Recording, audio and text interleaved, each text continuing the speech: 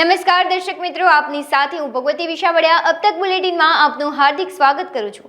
વિસ્તૃત સમાચારો જોતા પહેલા જોઈએ આજની મુખ્ય હેડલાઇન્સ।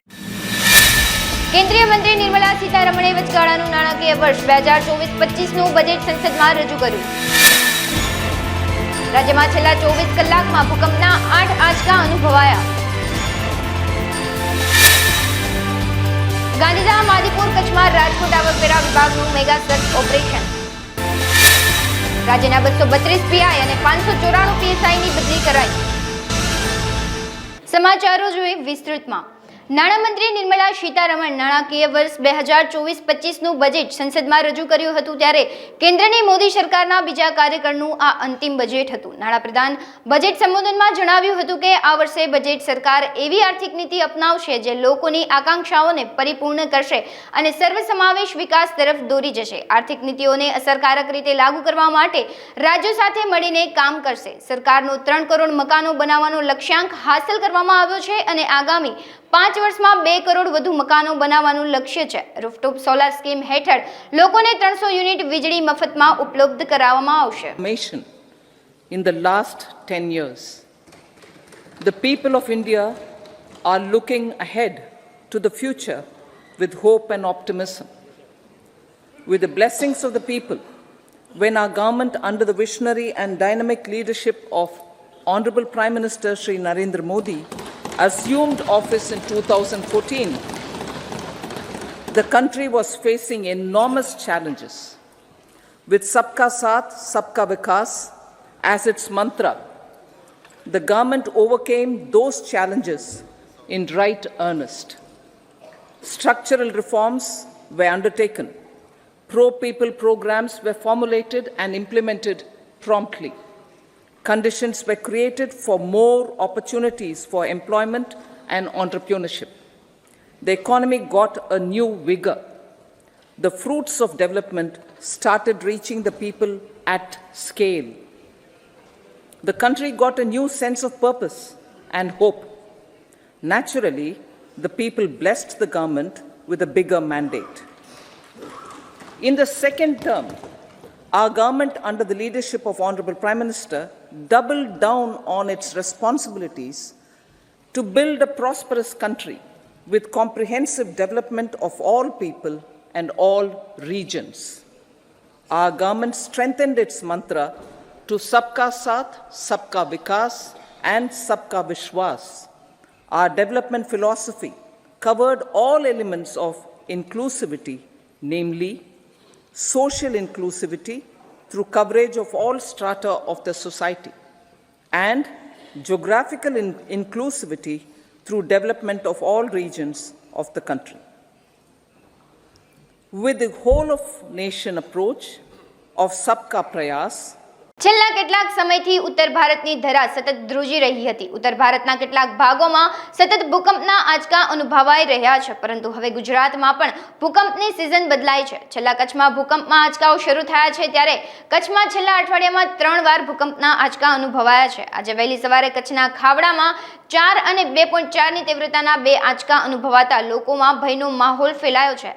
સિસ્મોલોજી ડિપાર્ટમેન્ટના જણાવ્યા અનુસાર ગઈકાલે બપોરે 2 કલાકને 10 મિનિટે પાલિતાણાની 19 કિલોમીટર દૂર 1.3ની તીવ્રતાના આંચકાનું કેન્દ્ર બિંદુ ઈસ્ટ નોર્થ ઈસ્ટ ખાતે નોંધાયું હતું। ત્યારબાદ 2 કલાક અને 12 મિનિટે કચ્છના બેરાથી 9 કિલોમીટર દૂર 2ની તીવ્રતાનું આંચકાનું કેન્દ્ર બિંદુ નોંધાયું હતું।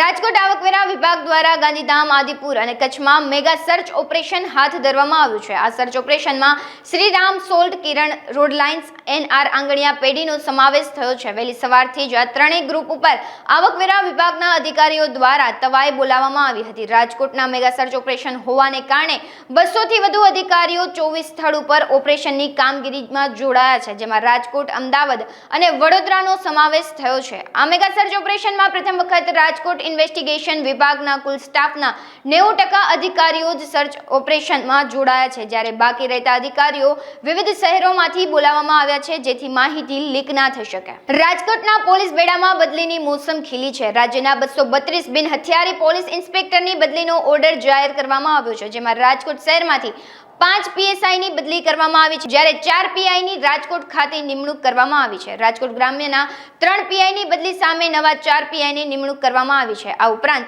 Morbi ACB PI HM Ranaji પશ્ચિમ રેલવે, જ્યારે એસએમસી જેવા મહત્વની બ્રાન્ચમાં ફરજ બજાવતા સુખવિંદરસિંહ ગઢીની વલસાડ ખાતે બદલી કરવામાં આવી છે. આ ઉપરાંત હાલ કરાઈ ટ્રેનિંગ એકેડમીમાં ફરજ બજાવતા અને અગાઉ રાજકોટ રૂરલ એલસીબી પીઆઈ તરીકે ફરજ બજાવી ચૂકેલા MN રાણાની ગીર સોમનાથ ખાતે બદલી કરવામાં આવી છે. ગાંધીનગર ખાતે કૃષિ મંત્રી રાઘવજી પટેલના અધ્યક્ષ સ્થાને રાજ્ય કૃષિ ભાવપંચની બેઠક મળી હતી. વર્ષ 2024-25 માટે ખરીફ પાકોના ટેકાના ભાવોની ભલામણ કરવા મળેલી આ બેઠકમાં અન્ન અને નાગરિક પુરવઠા મંત્રી કુંવરજીભાઈ બાવળિયા તેમજ કૃષિ રાજ્યમંત્રી બચુભાઈ ખાબડ ઉપસ્થિત રહ્યા હતા. ગત વર્ષના ભાવ કરતાં 8 થી 10% જેટલો વધારો અમે આ નવી દરખાસ્તમાં સૂચવ્યો છે. 5 બેચિંગ વર્ધી શરૂ થશે અને ખરીદી લગભગ 15 દિવસ પછી થતી હોય છે. ઓકે, કારણ કે અમે એડવાન્સમાં થોડુંક લઈ લઈએ છીએ. અને જો ચણાનો પાક તમે જોશો તો અત્યારે માર્કેટ ખેતરોમાં અત્યારે લીલો હશે. જે ખરીફ પાકના જે નક્કી થયા છે, ચર્ચા થઈ કૃષિ મંત્રી સાથે, સંતોષ છો? કારણ કે ઘણી વખત વર્ષમાં પ્રશ્ન ઉપસ્થિત ખરીદીના સંદર્ભમાં અને ખેડૂતોના ભાવ સંદર્ભે થતો હોય છે. પડતર તેમને કહ્યું તે પ્રમાણે કરવામાં આવી છે. આજે કૃષિ મંત્રીની અધ્યક્ષતામાં બેઠક થઈ ખરીફ પાકની. હકીકતે ખેડૂતોનો પક્ષ રજૂ કરવા માટે અમને લોકોને આમંત્રણ હોતું હોય છે, એટલે અમે પણ અમારા જિલ્લાના પ્રતિનિધિઓશ્રીઓને પૂછી અને જે પડતર કોસ્ટ કેવી રીતે થતી હોય નક્કી કરતા હોઈએ છીએ. ભાવ ટેકાના ભાવની આ મિટિંગ છે, એટલે એક મિનિમમ સપોર્ટ પ્રાઇસ કેટલી નક્કી કરી શકાય. આમ તો જેટલો ભાવ ખેડૂતને આપીએ એટલો ઓછો છે, કારણ કે ખેડૂત જો અનાજ પકવે છે તો આપણે બધા એના ઉપર નભી રહ્યા છીએ. એટલે અમે અમારો પક્ષ એના કોસ્ટ ઓફ પ્રોડક્શનના આંકડાના આધાર પર સરકારમાં રજૂ કર્યો. મને મંત્રીશ્રીએ એને અનુમોદન આપ્યું છે અને ભારત સરકારની અંદર આ આપણે ભલામણ કરીએ છીએ. ભારત સરકાર સમગ્ર રાજ્યને ધ્યાને, સમગ્ર દેશને ધ્યાને રાખીને ભાવ નક્કી કરતું હોય છે. આજે એક વિશેષ બાબત પણ અમે અમારા મત રજૂ કર્યો છે સરકારશ્રીને. આપણે જ્યારે ભાવ રજૂ કરતા હોઈએ છીએ એમાં અને જ્યારે ભારત સરકાર ભાવ નક્કી કરે એની અંદર પણ ક્યાંક મોટી ગેપ આવે છે. એનું કારણ અલગ અલગ જગ્યાએ કોસ્ટ ઓફ પ્રોડક્શન અલગ અલગ હોતું હોય છે, ઉત્પાદનના આંકડા પણ અલગ અલગ હોતા હોય છે. આજે અમે ખેડૂત તરીકે કમિટીની અંદર જે ભાવોની ભલામણ કરી છે એ ભાવો રાજ્ય સરકારના માન્ય કૃષિ મંત્રીશ્રી જે પોતે એક ખેડૂત પુત્ર છે એને પણ એ વાતનું અનુમોદન આપ્યું છે. એટલે અહીંયા ગુજરાત સરકાર જે ભાવ નક્કી કરીને મોકલે છે એ ભાવમાં આજે સંતોષ છે, પણ એ ટેકાના ભાવ માટેનો સંતોષ છે. હકીકતે તો ભાવ વધારે જ ખેડૂતને મળવા જોઈએ. ટેકાનો ભાવ એવી વાત છે કે બજારની અંદરથી કેટલોક માલ સરકાર જ્યારે ભાવ નીચા જતા હોય ત્યારે પ્રોક્યોરમેન્ટ કરી લે, એટલે ભાવો આપોઆપ કેવી રીતે વધે એ દિશા તરફનું આ એક પગલું છે. દિલ્હીમાં વડાપ્રધાન નરેન્દ્ર મોદીના અધ્યક્ષસ્થાને કેબિનેટ બેઠક યોજાઈ હતી, જેમાં સુરતના એરપોર્ટને આંતરરાષ્ટ્રીય એરપોર્ટનો દરજ્જો આપવાના પ્રસ્તાવને મંજૂરી અપાઈ હતી. આ નિર્ણયથી ઉદ્યોગકારો અને હીરા વેપારીઓને મોટો લાભ મળશે. આંતરરાષ્ટ્રીય એરપોર્ટ મળતા સુરતવાસીઓમાં આનંદ છવાયો છે. સુરત એરપોર્ટ પરથી હાલ દુબઈ અને શારજહાની ફ્લાઇટ શરૂ કરાઈ છે. આગામી દિવસોમાં અન્ય દેશો માટે સુરત એરપોર્ટ પરથી ફ્લાઇટ ઉડાન ભરશે તેવી શક્યતાઓ છે. સુરત એરપોર્ટ પરથી આંતરરાષ્ટ્રીય ઉડાનો પણ શરૂ થઈ ગઈ છે, ત્યારે સરકારી ગેઝેટમાં પણ સુરત એરપોર્ટને આંતરરાષ્ટ્રીય એરપોર્ટ તરીકે જાહેર કરવામાં આવ્યું છે. નમસ્કાર. આજે સૌ સુરતવાસીઓ અને આપણા સૌ તરફથી દેશના વિઝનરી પ્રધાનમંત્રી શ્રી નરેન્દ્રભાઈ મોદીજીનું ખૂબ ખૂબ ધન્યવાદ. આજે સુરતને એક આંતરરાષ્ટ્રીય હવાઈ અડ્ડા જાહેર કરવા બદલ એમને ખૂબ ખૂબ ધન્યવાદ આપીએ. અને સુરત એવું શહેર છે કે જે દુનિયાની સૌથી ઝડપથી વિકસતું ધબકતું શહેર છે. આ શહેરની જરૂરિયાતોને ધ્યાનમાં રાખીને અહીંયાના ઉદ્યોગ વેપાર ધંધાને વેગ મળે એના માટે હીરા ઉદ્યોગ હોય, ટેક્સટાઇલ ઇન્ડસ્ટ્રી હોય, જરી ઉદ્યોગ હોય કે આંતરરાષ્ટ્રીય કક્ષાના બિઝનેસ માટે અને જે ઇન્ડસ્ટ્રીયલ બેલ્ટ છે, અનેક કંપનીઓ અહીંયા છે, રિલાયન્સ, હજીરા, ONGC, આ બધાને જ વેગ મળે એના માટે જે સુરત અને આંતરરાષ્ટ્રીય હવાઈ અડ્ડા તરીકે જે જાહેર કરવામાં આવ્યું છે તે બદલ ખૂબ આનંદ અને હર્ષની લાગણી અનુભવ કરું છું. અને પ્રધાનમંત્રી શ્રી નરેન્દ્રભાઈ મોદીજીની, એમની ટીમનો, એવિએશન મિનિસ્ટ્રીનો સૌનો ખૂબ ખૂબ આભાર માનીએ કે આ જ રીતે 2047ની અંદર જે વિકસિત ભારતની આપણે સંકલ્પ કર્યો છે, આ કર્તવ્યકાળની અંદર જે કહ્યું તે કર્યું અને એની સાથે સાથે આત્મનિર્ભર ભારત બનવા માટે અને ભારતને વિશ્વગુરુ બનવા માટે જે સંકલ્પબદ્ધ છે એને આ નિર્ણયથી ખૂબ આ પ્રક્રિયામાં વેગ મળશે. તો ફરીથી આપણા વિઝનરી પ્રધાનમંત્રી શ્રી નરેન્દ્રભાઈ મોદીજીનો ખૂબ ખૂબ આભાર. જામનગર મહાનગરપાલિકા સોલિડ વેસ્ટ મેનેજમેન્ટ વિભાગના કાયમી સફાઈ કર્મચારીઓની સેટઅપમાં હાલ ઘણા સમયથી 60 થી 65 જગ્યાઓ ખાલી પડેલ છે. કાયમી સફાઈ કર્મચારીઓના સેટઅપમાં ઘણા લાંબા સમયથી ખાલી પડેલ જગ્યા ઉપર હાલ ફરજ બજાવતા રોજમદાર સફાઈ કર્મચારીઓને સિનિયોરિટી લિસ્ટ મુજબ કાયમી સફાઈ કર્મચારી તરીકે નિમણૂક આપવા મુદ્દે મનપામાં આવેદનપત્ર આપવામાં આવ્યું છે. હું સતીશ પરમાર સૌપ્રથમ તો આપ તમામ ન્યૂઝ ચેનલોનો ખૂબ ખૂબ આભાર માનું છું કે આજે આપણે સફાઈ કામદારોના પ્રશ્નોને વાચા આપવા માટે પહેલ કરેલ છે. અખિલ ભારતીય સફાઈ મજદૂર સંઘના પ્રદેશ મહાસચિવ તરીકે હું સતીશ પરમાર જામનગર મહાનગરપાલિકાના જુદા જુદા વોર્ડમાં ફરજ બજાવતા રોજમદાર સફાઈ કામદારોને કાયમી કરાવવાના પ્રશ્ન લઈને આજે માનનીય કમિશનર સાહેબશ્રીને રેલી સ્વરૂપે અમે રજૂઆત કરેલ છે. કાયમી સફાઈ કામદારના મંજૂર થયેલ સેટઅપની અંદર જે ખાલી જગ્યાઓ પડેલ છે એ છેલ્લે 17/10/2022 ના રોજ ભરાણી હતી. જે દર વર્ષે આ રીતે ખાલી જગ્યા ભરાય છે, જે આ વખતે છેલ્લા એકાદ વર્ષથી વધારે સમય વીતી ગયો તેમ છતાં પણ આ ખાલી જગ્યા ભરાણી નથી, જેના કારણે આ રોજમદારોના મંજૂર થયેલ સેટઅપની અંદર આ રોજમદારોને કાયમી કરવા માટે થઈ અને આજે અમે રેલી સ્વરૂપે માનનીય કમિશનર સાહેબશ્રીને તેમજ મેયરશ્રીને આવેદનપત્ર આપી રજૂઆત કરેલ છે. આ પ્રશ્નનું ટૂંક સમયની અંદર જો નિરાકરણ નહીં આવે તો આ કામદારોને ન્યાય અપાવવા માટે ન છૂટકે અમારે સફાઈ કામદારોના હક અને અધિકારો માટે જે કાંઈ પણ કરવું પડશે એ તમામ પ્રયત્નો અમે કરશું. હું માનું છું ત્યાં સુધી કાયમી સફાઈ કામદારના સેટઅપની અંદર હાલમાં 60 થી 65 જગ્યા ખાલી છે. તેમજ 2019 ની અંદર 19/11/2019 માં 87 કાયમી સફાઈ કામદાર કાયમી થાય એ પણ મંજૂર કરવામાં આવેલ છે, જે આજ દિવસ સુધી કાયમી કરેલ એ જગ્યા ભરી કાઢીને આ સફાઈ કામદારોને કાયમી કરેલ નથી. એટલે આજે જો જામનગર મહાનગરપાલિકા રોજમદારોને આ ખાલી જગ્યા ઉપર કાયમી કરવાનો નિર્ણય લે તો 150 જેટલા રોજમદાર સફાઈ કામદારો કાયમી થઈ શકે તેમ છે. સુરતમાં રાણા સમાજની એક યુવતી આજથી 7 વર્ષ પહેલા પરિવાર સાથે અમેરિકા ગઈ અને પ્લેનમાં બેસતાની સાથે જ આ પ્લેન કેવી રીતના ઉડે છે તે વિચારી પાયલોટ બનવાનું નક્કી કર્યું હતું અને ભારે પરિશ્રમ બાદ આ યુવતી અમેરિકામાં પાયલોટ બનીને પરિવાર સાથે સમાજનું નામ પણ રોશન કર્યું છે. દીપાલી નામની યુવતી સમાજના યુવાનો માટે હાલ પ્રેરણાનું સ્ત્રોત બની છે. પાયલટ બનવું એ મારું ચાઇલ્ડહુડ ડ્રીમ નહીં હતું. જ્યારે ઇન્ડિયાથી યુએસ મૂવ થયા હતા ત્યારે ફર્સ્ટ ફ્લાઇટ લીધેલી ઇન્ડિયાથી યુએસની અને ત્યારે પ્લેનમાં ફર્સ્ટ ટાઈમ ટ્રાવેલ કરેલું. તો એ જર્ની એ જે કમ્યુટ હતું ઇન્ડિયાથી યુએસનું, તેમાં મને એવું વિચાર આવતો હતો કે કેવી રીતે આ લોકો પ્લેન ફ્લાય કરે છે, કેવી રીતે આવી રીતે આટલું મોટું metal how do they fly એ બધું જાણવાનો બહુ જ ઇન્ટરેસ્ટ હતો.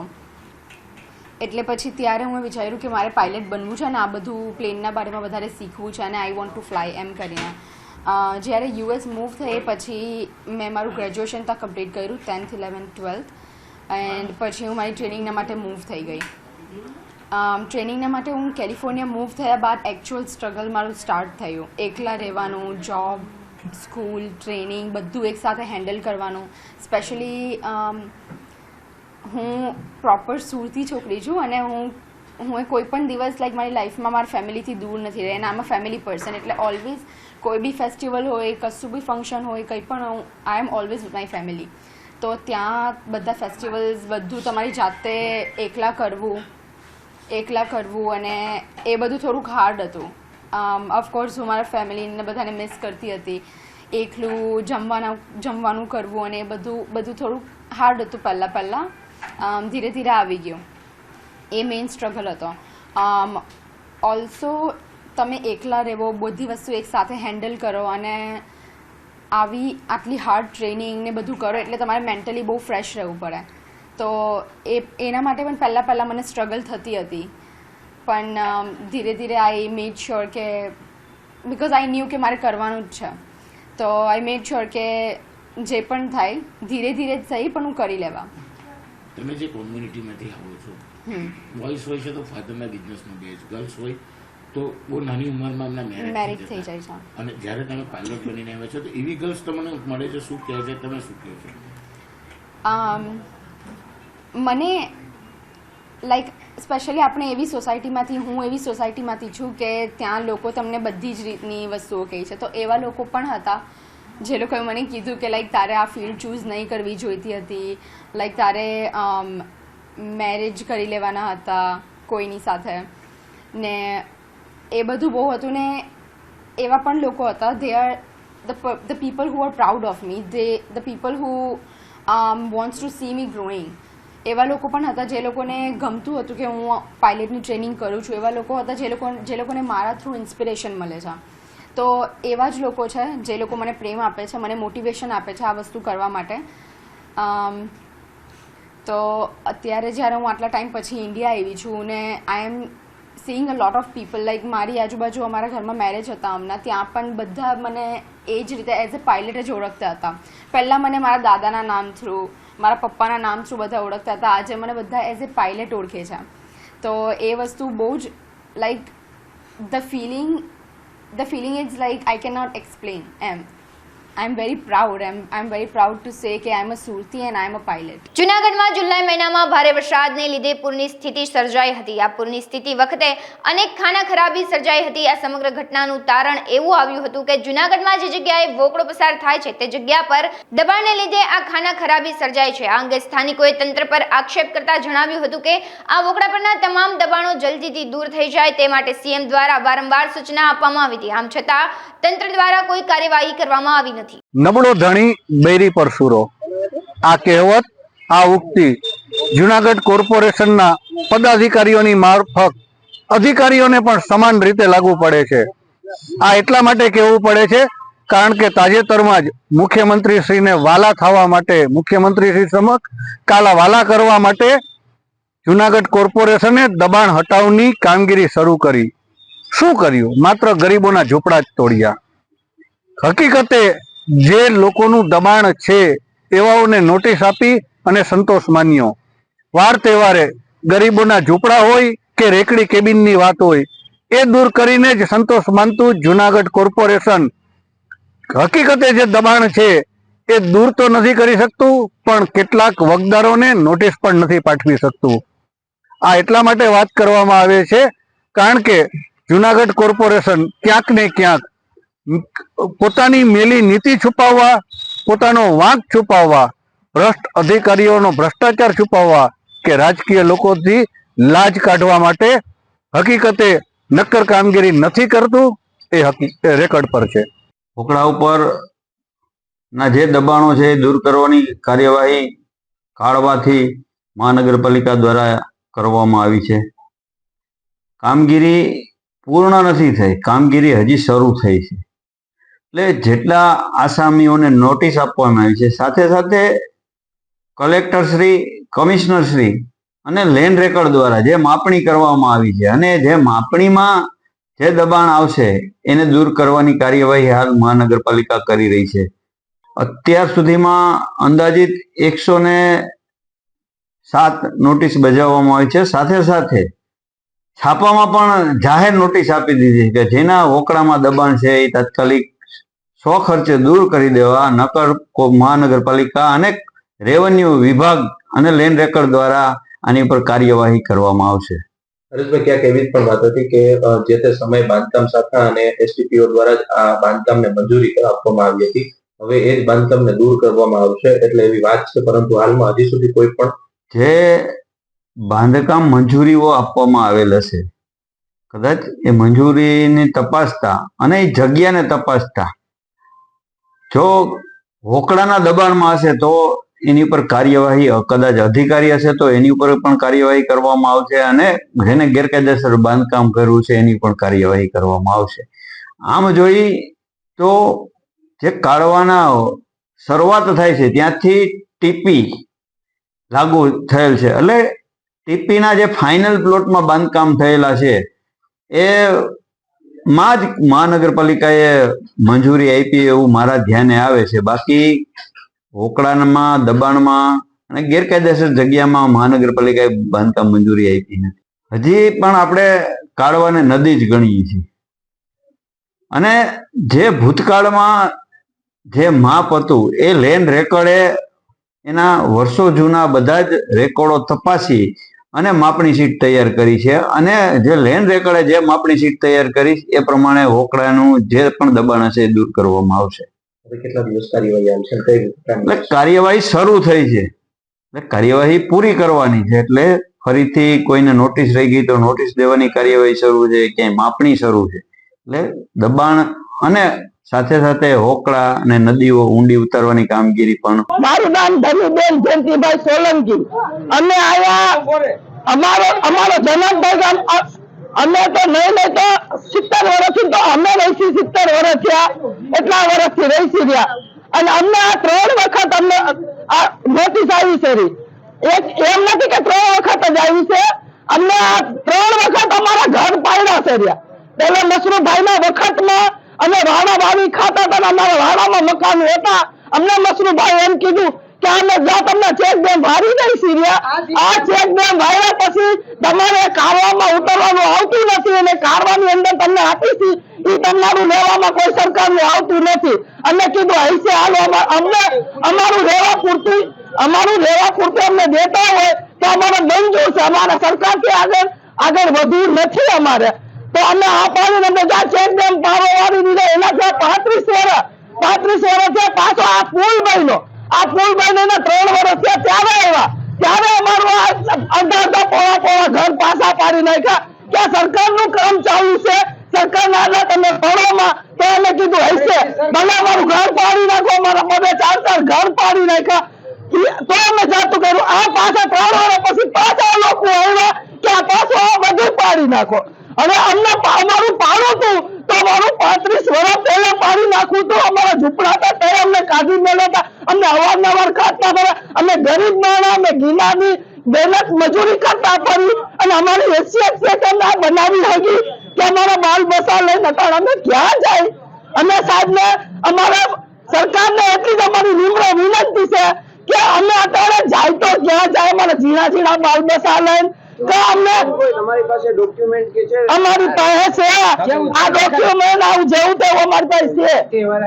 પાટણ વધિયાર પંથક એવા સમીના વરાણા ખોડિયાર ધામ ખાતે પત્રકાર એકતા પરિષદ પાટણ જિલ્લાનું ભવ્ય સ્નેહ મિલન યોજાયું હતું. વડિયાર સેવા સમિતિ દ્વારા પત્રકાર એકતા પ્રદેશ પ્રમુખ લાભુભાઈ કત્રોડિયાના અધ્યક્ષ સ્થાને એકતા પરિષદ સ્નેહ મિલન યોજાયો હતો. આ ઉપરાંત શ્રી ખોડિયાર માતાજીના મંદિરથી ડીજે તાલ સાથે તિરંગા રેલીનું આયોજન પણ કરવામાં આવ્યું હતું. કાર્યક્રમમાં રાધનપુર ધારાસભ્ય લવિંગજી ઠાકોર, પૂર્વ કેબિનેટ મંત્રી દિલીપજી ઠાકોર અને પત્રકાર મિત્રો ઉપસ્થિત રહ્યા હતા. સેલવાસના અમલીમાં કોંગ્રેસની ભારત જોડો યાત્રા અંગે સભાનું આયોજન કરવામાં આવ્યું હતું. મહારાષ્ટ્રથી આવેલા કોંગ્રેસના પૂર્વ ગૃહમંત્રી માણિકરાવ ઠાકરે દાદરાનગર હવેલી ખાતે આવી પહોંચ્યા હતા. કોંગ્રેસ પ્રમુખ મહેશ શર્માએ તેમનું સ્વાગત કર્યું હતું અને ભારત જોડો યાત્રા સભાના સુર પર કોંગ્રેસને સ્ટેજ પર લઈ જવામાં આવી હતી. કોંગ્રેસની બેઠકમાં ભૂતપૂર્વ કોંગ્રેસના ગૃહમંત્રી માણિકરાવ ઠાકોર, દાનહ પ્રદેશ कांग्रेस प्रमुख महेश शर्मा, पूर्व कांग्रेस प्रमुख विक्रमसिंह परमा, एडवोकेट केतन पटेल, जयेश घोड़ी उपस्थित रहा था. वायदा किया था हम गरीबों का भला करेंगे, हम महिलाओं का भला करेंगे, लेकिन इनके सब वायदे ये झूठ साबित हुए हैं. सिर्फ लोगों के सामने बताना हम ये कर रहे हैं, हम वो कर रहे हैं, लेकिन किसी के लिए भी इस गवर्नमेंट ने कुछ नहीं किया है. हमें अगर सर्विस मिलती है हमारे भाइयों को, हमारे बहनों को, तो हमें कोई जरूरत नहीं है किसी के हाथ सामने फैलाने की.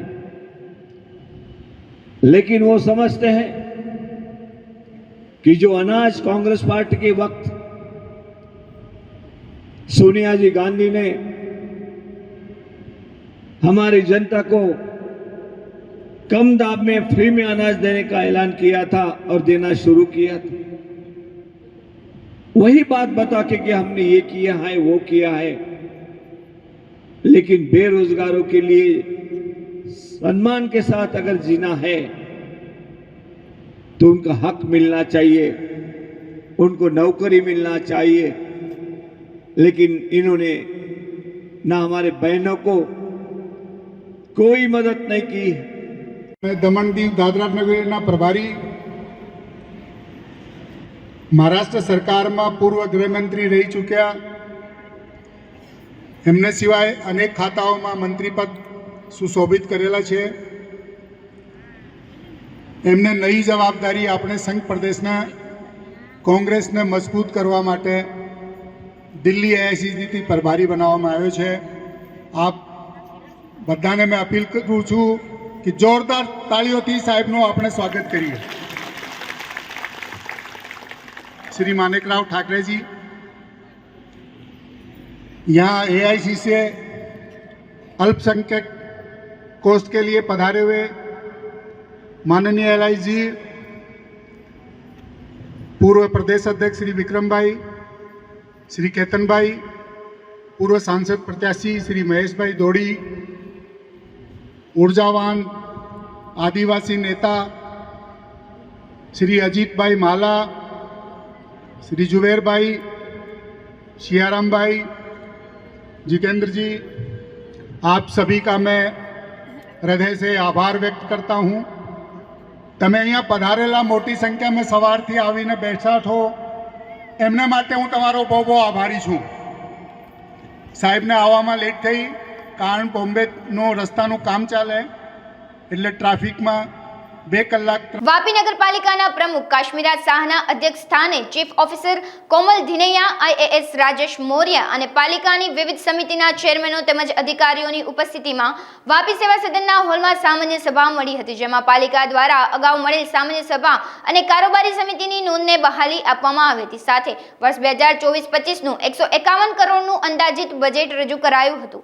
અન્ય કામગીરીની જાહેરાત પણ કરવામાં આવી હતી. ત્યારે સામાન્ય સભામાં વિરોધ પક્ષના નેતાએ ટ્રાફિકની સમસ્યા, ફૂડ ઇન્સ્પેક્ટરની જરૂરિયાત, સ્ટ્રીટ લાઇટ, રસ્તા ગટરની સમસ્યા અને તેના નિરાકરણ માટે રજૂઆત કરવામાં આવી હતી. સામાન્ય સભામાં પાલિકા દ્વારા 44 પૈકી 14 જેટલા સભ્યો ગેરહાજર રહ્યા હતા.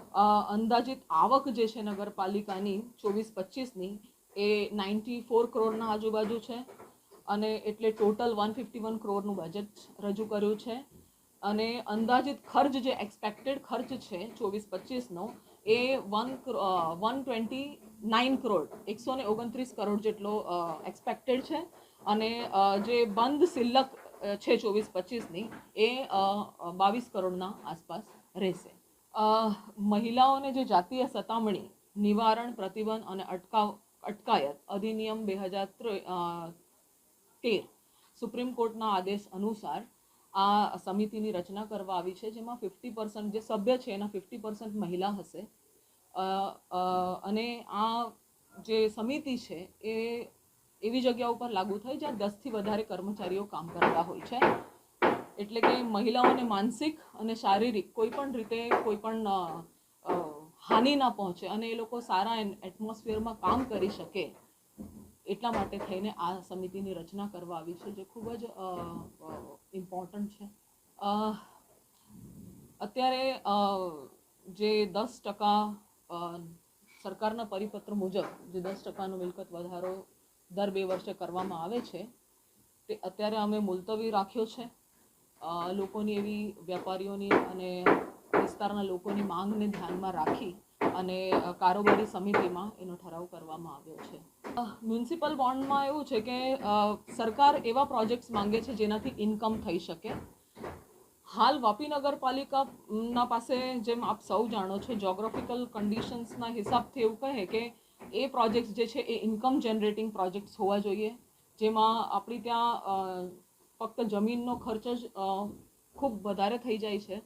અને એવા પ્રોજેક્ટ્સ હાલ પૂરતા આપણા ધ્યાનમાં ના હોવાને કારણે એને ફક્ત મુલતવી રાખવામાં આવ્યો છે. જેવા જ આપણા ધ્યાનમાં એવા પ્રોજેક્ટ્સ આવશે એટલે આપણે સરકાર સાથે સંકલન કરીને એમાં આગળ વધીશું. અત્યારે અમે એની માવજત કરી જ રહ્યા છે.